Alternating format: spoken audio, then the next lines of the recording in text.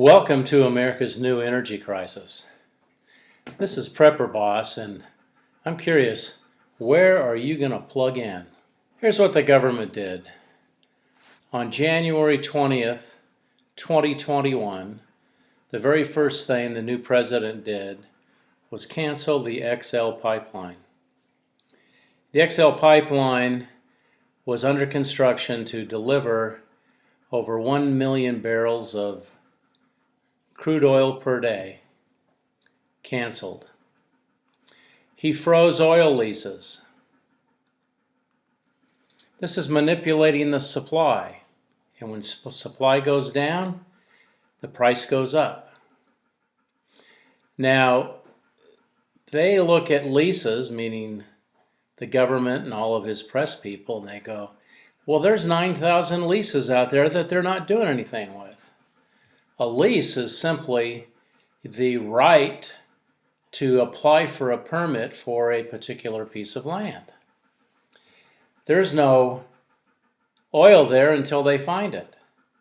They then have to build an infrastructure to pull oil out of there, and an infrastructure in the form of a pipeline or a delivery system to get the oil to market.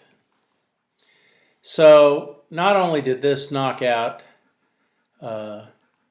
these two forms of energy delivery, it wiped out about 40,000 jobs. Day one. We immediately went from a net exporter of energy to a net importer. And so the president was making his rounds, talking to people in rogue nations to get them to give us more energy. We were doing fine, as you'll see in a minute, as a net exporter of energy. An article came out in the Wall Street Journal, July 30th, that weekend. And they did an analysis, and fossil fuel plants are closing faster than the green replacements. Now think about this for a second. They prevent oil companies from getting as much energy out of the soil in the form of crude oil compared to what they were before, which makes the demand go up and the price go up. Now, what oil company is going to invest billions of dollars in any of these new leases, knowing that they want green energy instead of fossil fuels? Wouldn't make any business sense. So there's going to be less oil exploration because of this, which means the supply will go down even further. And then these green replacements are filled with errors all over the place. So this artificial manipulation of our supply has created economic chaos. Because of government actions, less money will go into oil and natural gas exploration. New regulations will have higher costs and time delays. You can pretty much figure that if the government's involved, it's going to twice the amount of money and twice the amount of time to get the job done. Right now it's taking 3+ years for any new electrical grid approvals.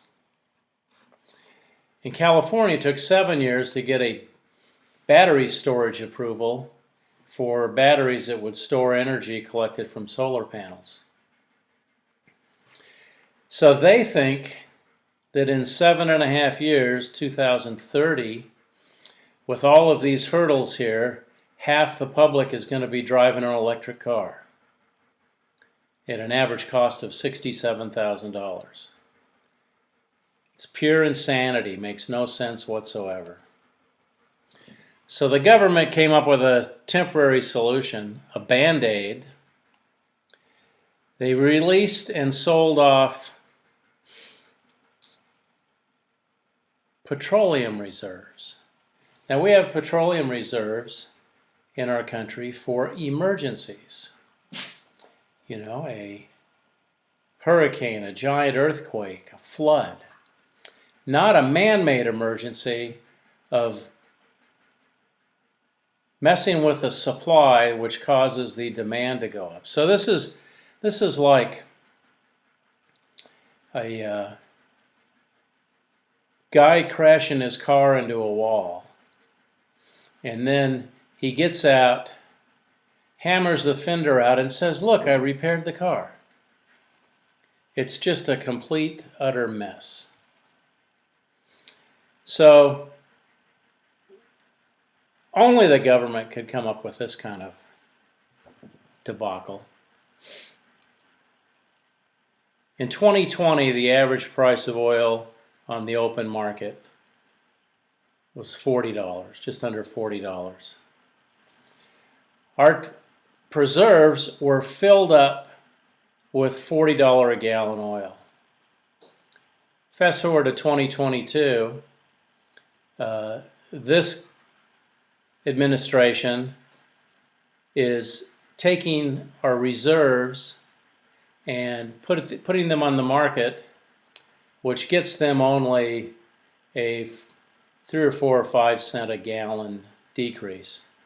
And then they have to replenish those reserves, and a 22 average barrel price is $101. I mean, only Washington, D.C. math could come up with that.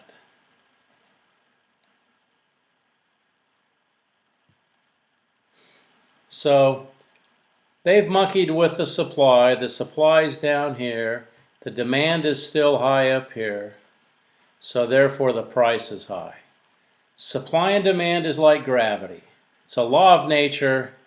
However you look at it, it comes back to supply and demand. The government has fancy names for it, but when you mess with the supply and either glut the market or destroy the market, it's going to affect the price. And that's exactly what these guys are doing. So Richard McNamee, who's with the Federal Energy Regulatory Commission, says the crisis is now much worse than the 70s. Everyone is looking around and no one seems to know what to do.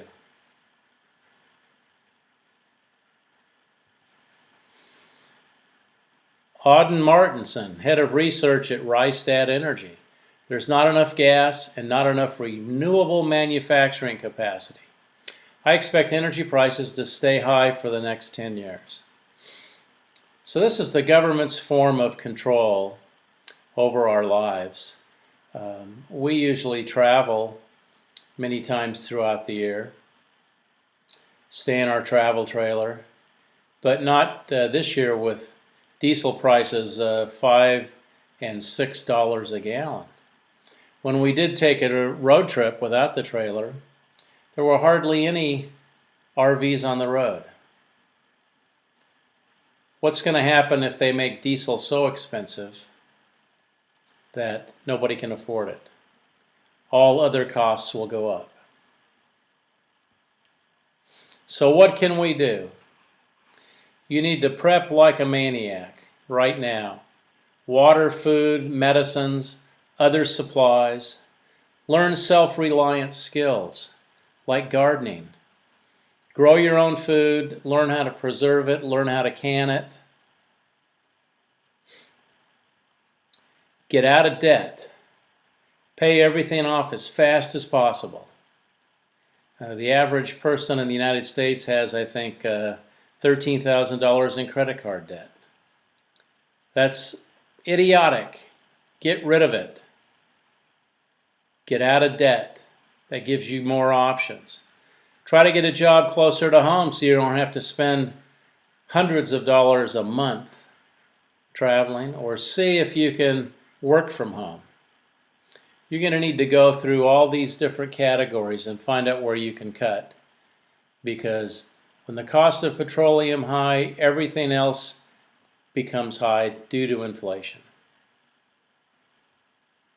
And most of all, vote in November of 22. Let's get some people in there that are going to take care of the American consumer. Please consider liking and subscribing, leave a comment, and we'll see you next time.